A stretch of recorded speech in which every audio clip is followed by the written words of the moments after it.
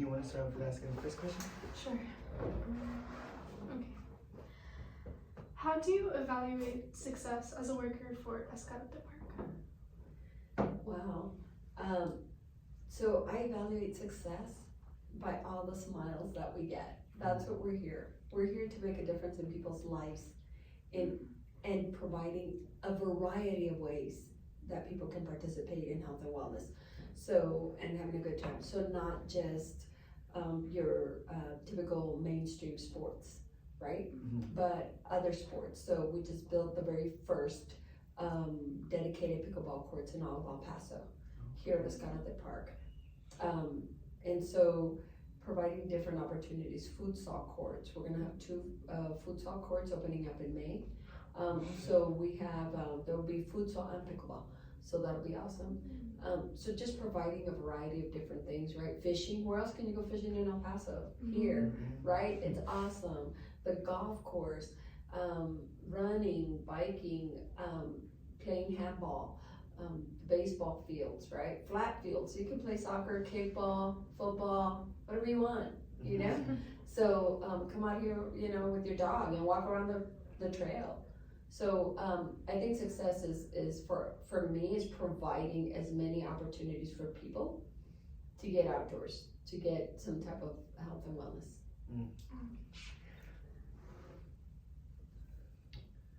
Okay. With all the changes that happened at Ascarate Park that you've seen, how have you handled the changes that happened so far? Has there been minor or major changes to Ascarate Park? I think what you've seen are minor changes that have made huge differences, impacts in our community. But what you're about to see are major changes. Once in a lifetime, you want to be here and you want to witness the lake being dredged completely to the ground, to the core, renovated with the piers being renovated, and we already got the money for it. So it's in the plans. I hope to see it before I leave. I hope it happens in the next 3 to 5 years, right? But so you're about to see some major changes at the Western Playland. It's minor what we've done, but you can see a big difference and a big impact because it has brought more events to our community. So, and we're about to do phase 2 and phase 3. So imagine you see this amazing sculpture, you know, a sombrero or something that has something to do with our heritage, and it's up there and it's huge and it's beautiful in the daylight and it's a monument, it provides shade and it's an art piece. But at night, it's a stage. It's a stage with lights and sound and everything for concerts and festivals and everything that's happening in our community, for kids to come and practice their theater arts and everything. So, you know, during the day when it's not being used for special events and things like that. So we're about to have the second and the third phase of that whole facility, having actual restrooms instead of porta potties, you know, different things like that we have coming up into the park. The park entrance being enlarged, so now more traffic can come in faster and get out faster. So imagine Disneyland entrance, right? That's what I'm envisioning for Ascarate Park, okay? So we're about to see some of those major changes at Ascarate with more art throughout the park. We're about to have the All Abilities Playground completed by the end of the year. That's a 1-acre destination All Abilities Playground where people, not just children, but adults with disabilities can come and play in a playground with their kids. Because now they can do that. They can get from their wheelchair onto a swing or, you know, onto a merry-go-round and things like that with their kids. And siblings can play side by side with their siblings of all abilities, because will have all of those amenities available. It'll be all inclusive.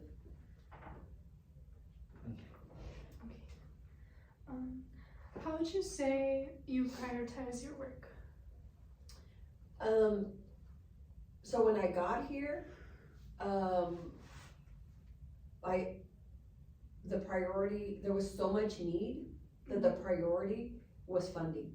We needed money to make the changes that we needed to see, the improvements that we needed to see. So so the priority was grant writing. So we've gotten about $5 million in grants and donations in 5 years since I've been here. And we've gotten 22 million in certificates of obligation to parks, which is a first in probably in our history of county parks for us. And we've gotten and so that was one of the priorities, and then so filling the need, renovating all the parks so that they meet industry standards.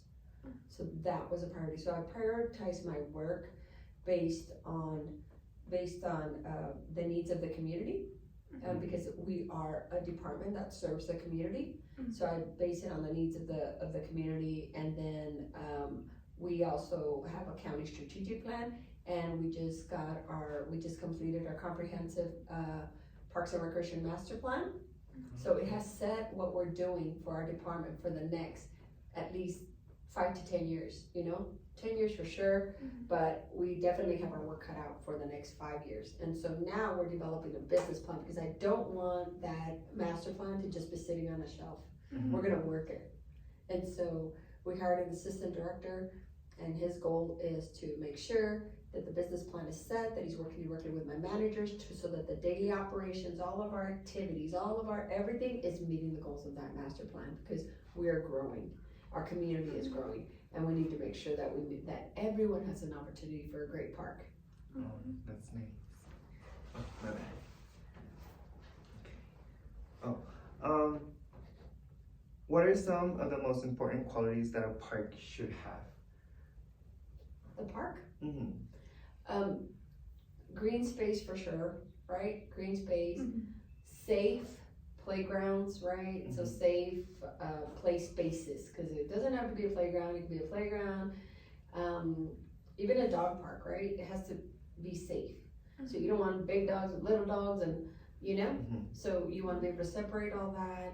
So always keep it in mind safety. So safety is number one for everything. Accessibility and safety are the top priority in any park that we do. So making sure that there's green space available, right? So anybody can run and just enjoy, the outdoors, right? So one of the things in our master plan that we're doing is we're developing park standards. So anytime a developer comes in to a community, they have their plan for how many homes they're gonna build, where they're gonna build them,